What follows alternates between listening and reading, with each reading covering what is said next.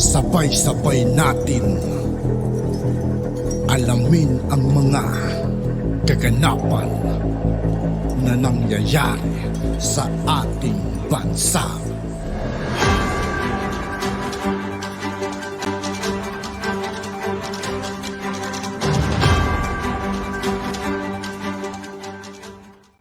Yo, what's up mga kaibigan? This is I2K po again. Ngayon nandito naman ulit tayo sa channel ni Pinas News Insider. Dito naman ulit tayo magbibigay ng komento at reaksyon. Kaya samahan nyo guys, let's go!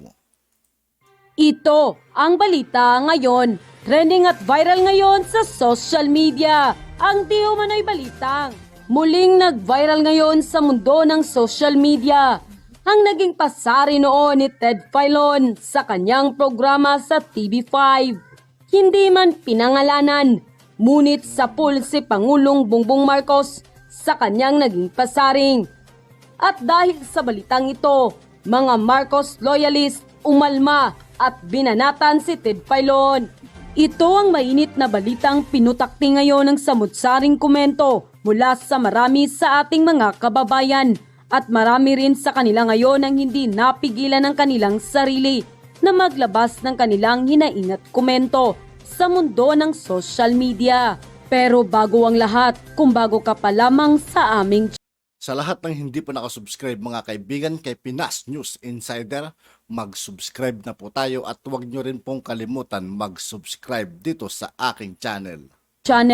Ay please huwag kalimutang i-like ang video at mag-subscribe at i-click ang notification bell para mas maging updated pa kayo lalo sa lahat pa ng bagong video na i-upload namin. At ito na nga mga kababayan, naging viral nga noon sa mundo ng social media ang naging pasari noon ni Ted Filon sa kanyang programa sa TV5.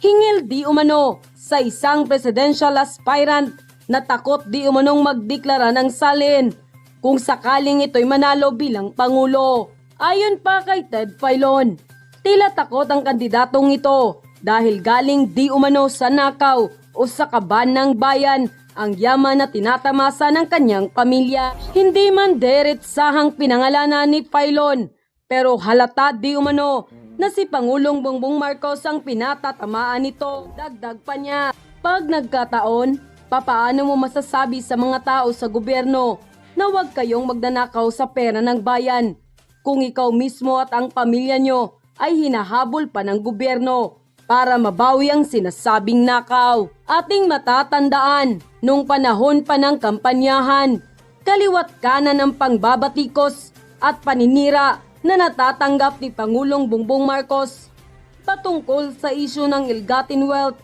ng kanilang pamilya na matagal nang ipinupukol sa kanila. At ngayon, tila wala na ngang mabatong isyu ang mga kalaban nito sa politika.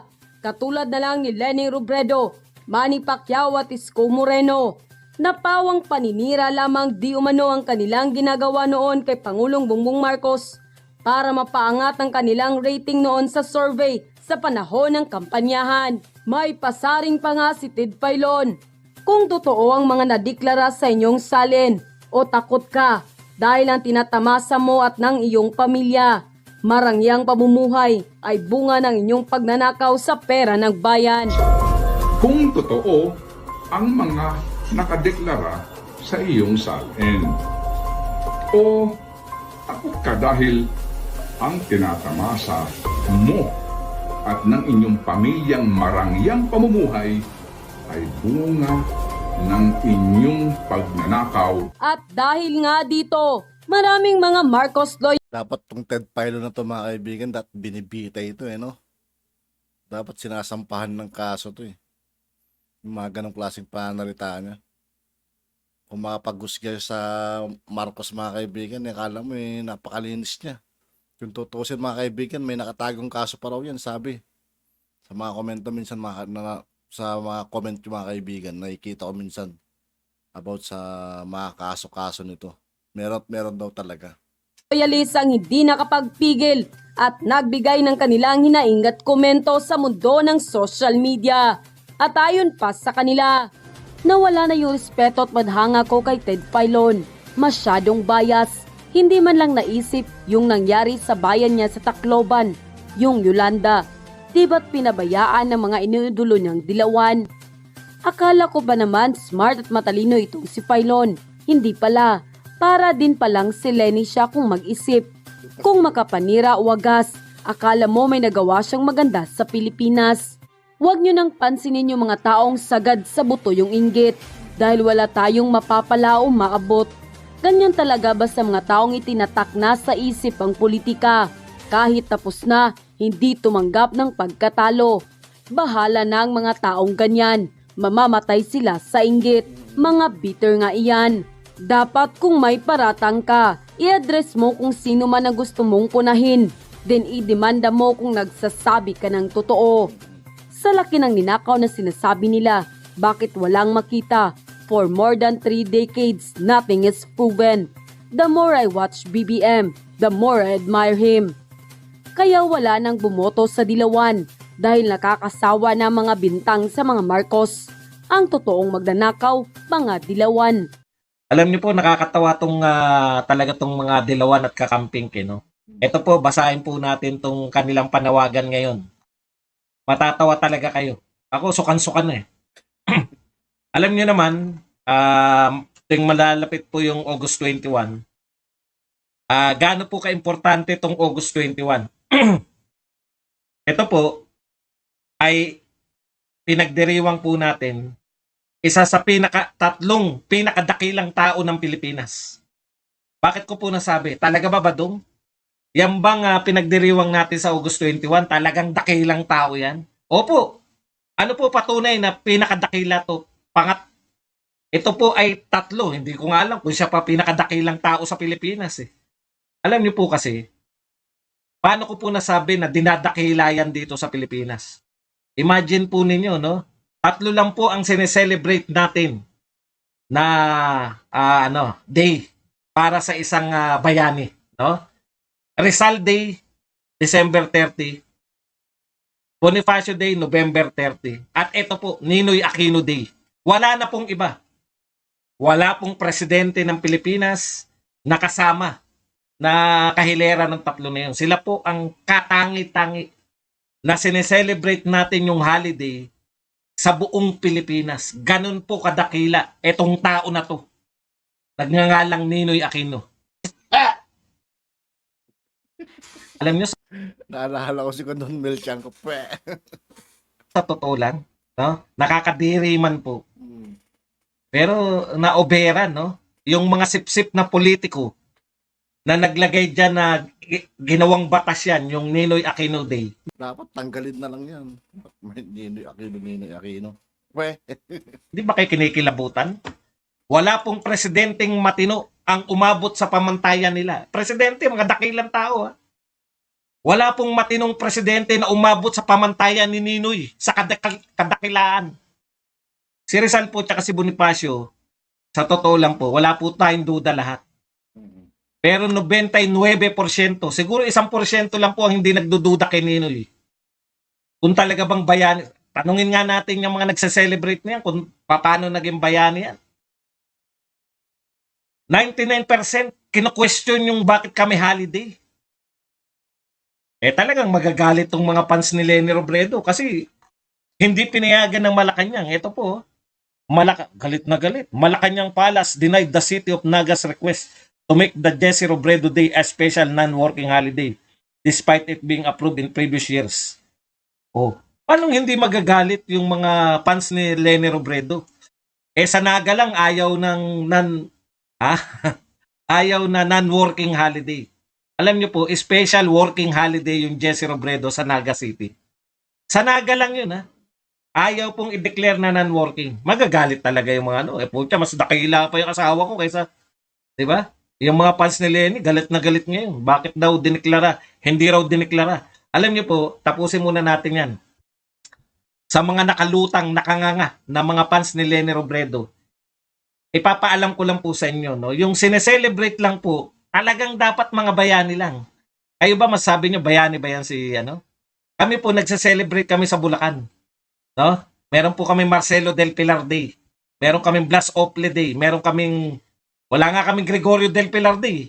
Imagine niyo, hindi namin, ganun po, ang Bulacan, alam ko wala, hindi sineselebrate ng Bulacan yung Gregorio, pero yung Marcelo del Pilar sineselebrate namin. Sa Bulacan na holiday, walang pasok. Imaginin po ninyo si Gregorio del Pilar, no? Bayani ng tirad pass, walang kumu-question sa pagiging bayani. Pucha, sila pula po kauna-unahang bayaning Pilipino. Di natin sineselebrate sa buong Pilipinas. Pero si Ninoy, Rizal, Bonifacio, Ninoy Aquino, kahit na anong isip ko talaga, bakit yan nisa-celebrate? Pasensya na yung mga fans. Hindi ko po maintindihan. Pag kayo kaya nyo nang ipaliwanag kung bakit kahilera ni Rizal at ni Bonifacio si Ninoy, yan susuko na ako. Eh baka pati yung nagpanukala niyan, hindi niya maitatapat kay Rizal at Bonifacio. Eh dahil uto-uto kayo, mahilig kayong mang-uto ng presidente, yan ang nakita natin. Hanggang ngayon, merong Ninoy Aquino Day. Akala nyo ba masaya na sila? Na inihilera kay Rizal, Bonifacio, ganun kadakila si Ninoy, hindi pa rin po sila masaya. Yan po ang mga taong walang kasiyahan. Thank you very much muna kay 999 at napasaya tayo ng kanyang 818 pala, ng kanyang $99 na pangkape. Thank you very much, 818. Hindi ko talaga titigilan yan. Taon-taon. Taon-taon po natin tuwing isa-celebrate natin yan at walang pasok. Taon-taon kong babanatan yan at sasabihin na kahilera ba ni Ninoy? Si Rizal at Bonifacio? Taon-taon ko kasi sila lang po ang tanging tatlong tao. Si Manuel Quezon hindi po sineselebrate ng buong Pilipinas. Manuel Quezon na yun, ha? Ama ng wikang pambansa at kung ano-ano pa. Sa Quezon City lang at sa Quezon sineselebrate si Manuel Quezon. Ramon Magsaysay. Hindi rin po sineselebrate. Emilio Aguinaldo, kauna-unahang presidente ng Pilipinas, hindi rin sineselebrate ng buong Pilipinas. Si Emilio Aguinaldo po lumaban sa mga Espanyol, lumaban sa mga Kastila, lumaban din sa mga Amerikano. Hindi natin sineselebrate buong Pilipinas. Pero si Ninoy Aquino, nakatangi-tangi, na ang naging tanging, anong tawag yan? Kaya po siya natin naging bayani ay dahil naging asawa siya ng Pangulo ng Pilipinas, ay buong Pilipinas po ang selebrasyon. Kaisa-isa po yan, kaisa-isa. Tatlong bayani ng Pilipinas na sineselebrate. Marami pong bayani ang Pilipinas. Pero ang sineselebrate po sa buong kapuluan, mula Visayas, Mindanao, hanggang Luzon, Metro Manila. Tanging tatlo lang, Rizal, Bonifacio at si Ninoy Aquino. Ganun po kadakila ang Ninoy Aquino na yan. Kung hindi pa rin kayo magagalit, bahala kayo sa buhay. Hindi ba? Manggigigil talaga kayo. Okay. Grabe, di ba? Pero dapat masaya na sila, di ba? Hindi po. Sabi ko nga sa inyo, walang kasiyahan yung mga yan eh. Ano po ang panawagan nila ngayon? 40 years ng pagkamatay ni Ninoy, ito po ang panawagan ng mga to. Parada para sa hustisya. Anak ng pupa, magrarally pa rin dahil napatay si Marcos. Ay si Ninoy. People's Commemoration of Ninoy Aquino. Ito po ang pamagat ng kanilang parada. Anong kanilang hinihingin? 40 taong walang hustisya. 40 taong walang hustisya. Puta, ginawa nyo ang bayani yan na hindi ka tanggap-tanggap eh. Wala pa rin hustisya si Ninoy. Okay. Si kanino pong kasalanan? Kay Bongbong Marcos kasi walang... Ikaw presidente ngayon, President Bongbong Marcos, kasalanan mo yan. Inabutan ka ng 40 years ng kamatayan ni Ninoy, hindi mo nalutas kung bakit namatay si Ninoy. Isisisi nyo sa naabutan yung 40 years? Sisingilin nyo na naman si Marcos. Siningil nyo na yung tatay. Ngayon sisingilin nyo yung anak dahil wala pa rin katarungan si Ninoy. 40 years buhat nung pinatay. Talagang kahit hindi ka marunong magmura, mapapamura ka sa mga hayop na to eh. Diba? 40 years na namatay, sisingilin nyo naman ngayon. Magmamarcha po sila. Buti na lang. Alam nyo, mga tatlo lang siguro sasama sa kanilang motorcade. Yung mga nag-aabang po, no? Yung mga gusto pong sumama. 7:30 po. Ang assembly point ay sa Baclaran Church. 10 a.m. Nasa Santo Domingo po at magpapamisa sila. Pag marami po tao, mag-e-ed sa people power na yung mga yan.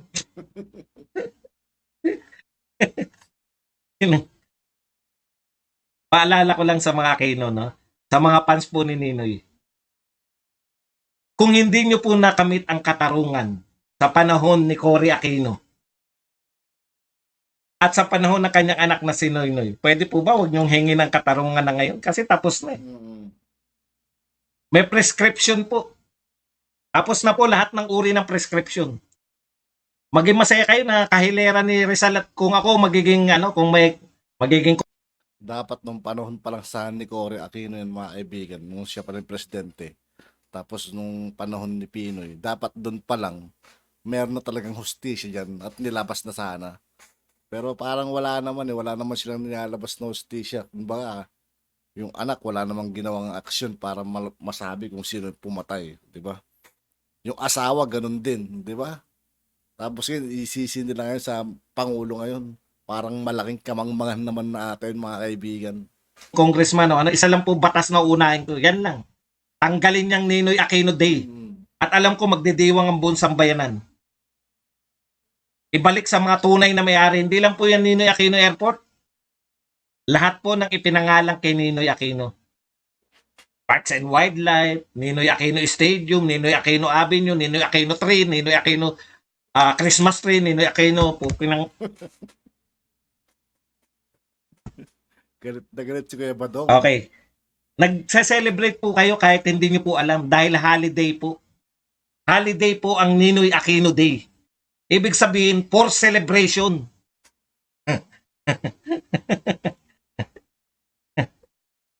Pinupuwersa po tayo ng mga dilawan na i-celebrate yan taon-taon. Okay. At yun na nga mga kababayan. At yun nga po mga kaibigan, dito po nagtatapos ang ating reaction video. Muli ako po si I2K ng Sundalo ng Dunggalo at 811. Maraming salamat sa patuloy na pagsuporta. Yeah, peace out.